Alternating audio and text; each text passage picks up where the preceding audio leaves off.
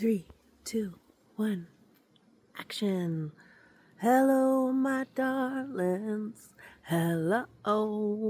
Well, it has been a minute since I have done a video. Vlog? I don't know, whatever. I'm having like a big time allergy situation right now. But I am officially 46 years on this planet, this plane of existence, this realm, as of a few weeks ago. That's right. But anyway, to catch us all up to speed, I am back in SoCal after leaving Hawaii in October. My oldest son, Blue Jay, and I took a trip to Tokyo. We were there for almost a month. We got an apartment and really lived it up. It was amazing over there. I had some very, very deep past life experiences there. Just went to one of the temples, Ikegami Temple, which just so happened to be in the little town where we got our apartment, which was like one of the oldest, most spiritual spots in Tokyo and Japan.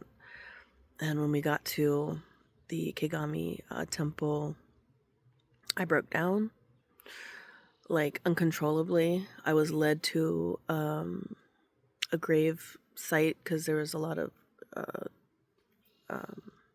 grave sites there. And as soon as I got to this one site, I stopped crying and I felt like, I'm like, okay, well, is this me? Was this me buried here, from a past life, or what's happening? That was what I felt. It was really next level, spiritual experience, that of which I've had many, but this was next level. But yeah, so we spent almost a month in Tokyo, and that was, like I said, I know where I want to go and live out the rest of my days when the time comes, for sure. And then when we got back from that, settled into the holidays, and everything, and then I started a job with this organization down the hill, working a split shift. Excuse me, coffee burps. I would leave the house at 5 a.m. and I wouldn't get home until 9 p.m. And did that for the past 5 months. I feel like I've aged 10 years. My eye bags have eye bags. And it was like 2 weeks ago today. I'd left my 12-hour shift, headed home, and I just said, I'm not going tomorrow. I'm not going tomorrow. I can't do it. Just the thought of it made me cringe. And I love the people. I love the organization. But right now, I said, no, I'm got to take a break from that. So I have been healing, resting. My PTSD has been a little wonky recently for my, I'm a survivor of narcissistic abuse, which was super duper intense, obviously, throughout my 7-year marriage, and still experience it 10 years now post-divorce. Then parental alienation, still dealing with that. But, everybody has trials and tribulations and things that they go through that you don't know about, or you do know about, and you turn a blind eye to. But what I wanted to talk about today was being the black sheep, that of which I most certainly am. How do you know you're the black sheep of your family? Well, you stop being invited to family gatherings, holidays, all of that. And then everybody hates you because then, you're crazy and, they point all these fingers at you. And this happens, it just so happens to coincide with the moment that you start standing up for yourself. And you start realizing, I think I've been mistreated. I think something ain't right here. And you start speaking up to your family or your close ones, whoever they are. And it's at that moment that you're labeled crazy, cuckoo, for, alcoholic. That's their favorite to say, about me. And you get, stop getting invited to family gatherings.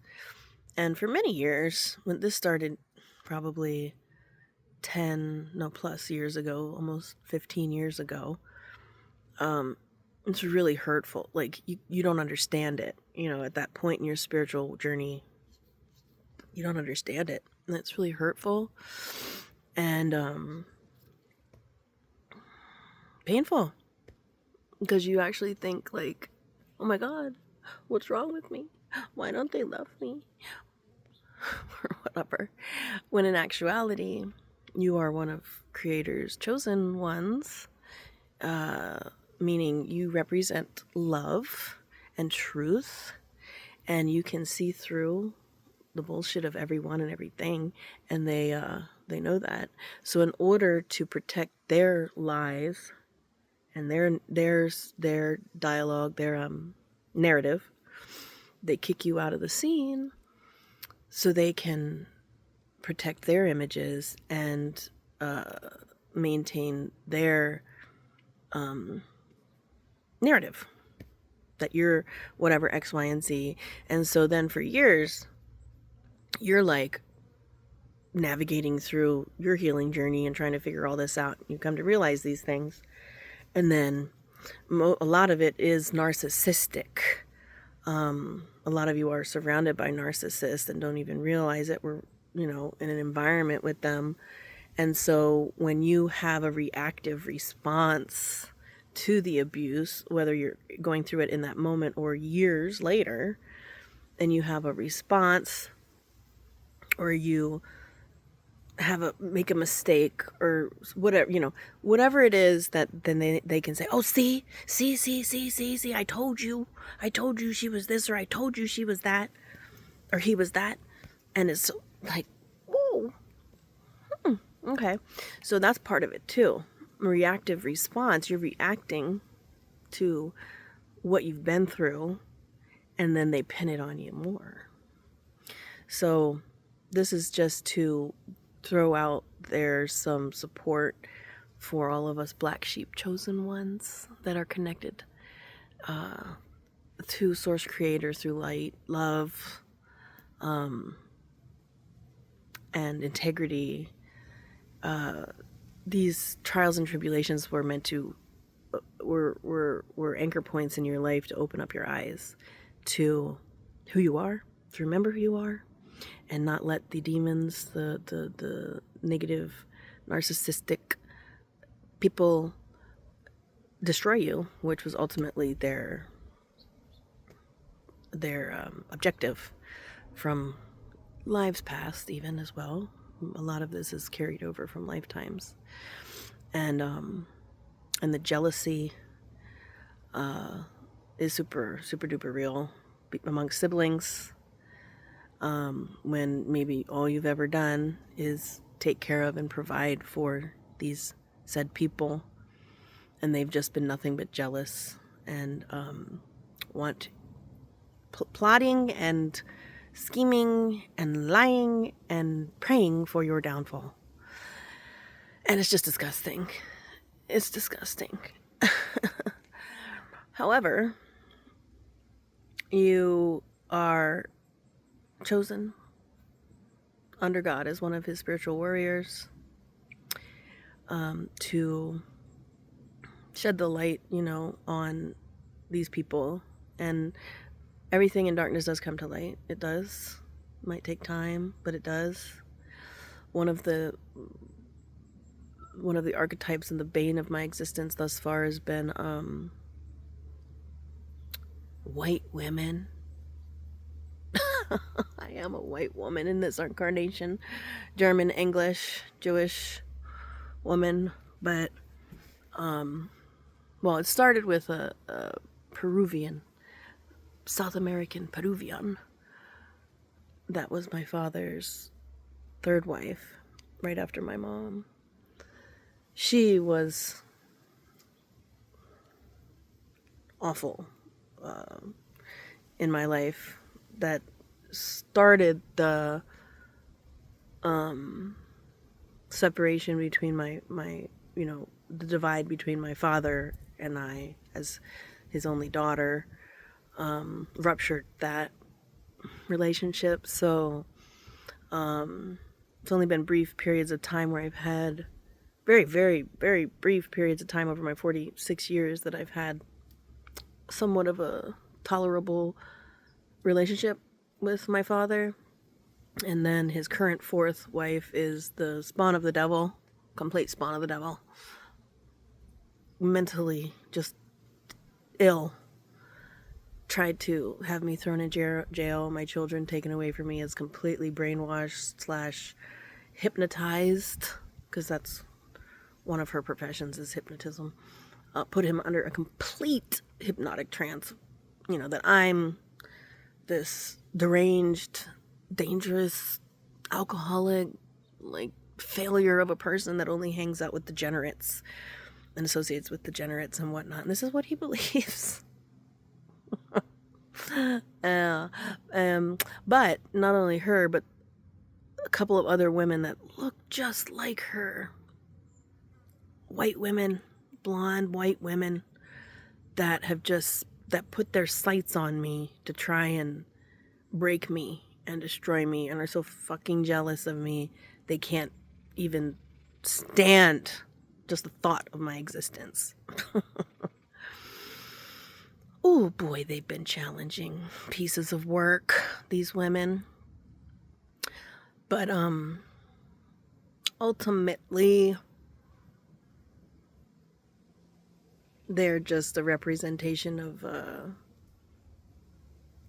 majority of the population of this planet, unfortunately. Fake, phony individuals that put on a front, wear a mask to the world to be something that they're not. And I did reach out to my father because he had put a restraining order on me for 3 years. And it ended back in November, just a few months ago, last year. And I waited a little bit, and I called him because it'd been 3 years since I was able to contact him legally to express to him my side of the story of what happened on that fateful day back in October of 2022. I think it was.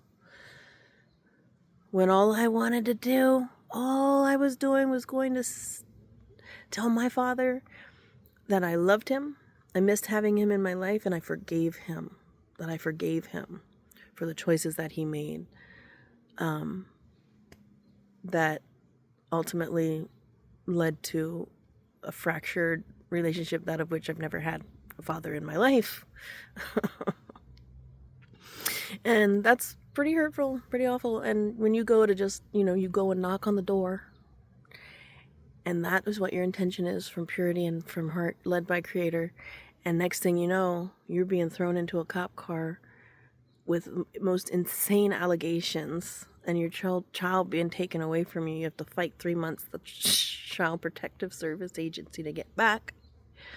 In addition to minimal limited stuff with your other children, and your narcissistic ex-husband just taking full advantage of that to say, see, I told you, blah, blah, blah, this is what she is, and this is that, and we need to keep the kids from her, and blah, blah, blah, blah, blah, when it was all based off of complete lies and fabrications from a demented psychopath, spawn of the devil, wife of my father's.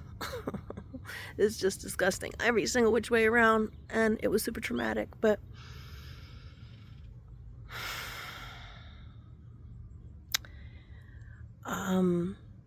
Ultimately, here I sit at my ranch I've been at for 8 years and built a life from ruins and am thriving. When I faced everyone in my family, and my narcissistic ex-husband trying to bury me alive, put me up against the wall with the shooting range, and I'm just like, and I'm still standing. Yeah, yeah, yeah. And they hate it. But you always got to keep your head on the swivel and know that their plots and their stuff like that is still working in the back of their minds. So, but to this glorious Sunday, Southern California day, very beautiful day. Still dealing with issues that we all deal with in this wild world that we live in. But we keep going and we don't give up. So, cheers to all the black sheep out there, because you are the lifeblood of this planet and this realm of existence, good versus evil. And know that it's a blessing and not a curse. We are the light that shines in the darkness. So keep on keeping on, and happy birthday to me. And keep slaying it, okay?